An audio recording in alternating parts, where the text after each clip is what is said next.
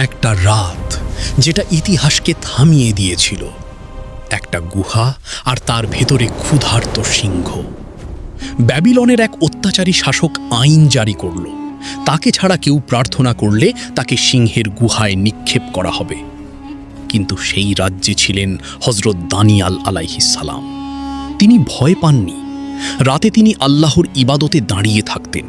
আকাশের নীরবতা যেন তার দোয়ার সাক্ষী হতো। হিংসুক লোকেরা তাকে রাজদরবারে অভিযোগ করল। রাজা দুঃখ পেলেও আইন বদলাতে পারল না।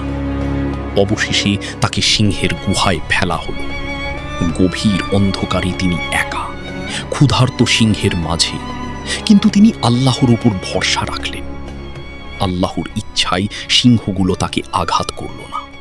ভোর হলে রাজা এসে দেখলেন তিনি নিরাপদ। তখন বোঝা গেল, আল্লাহ যাকে রক্ষা করেন তাকে কেউ ক্ষতি করতে পারে না।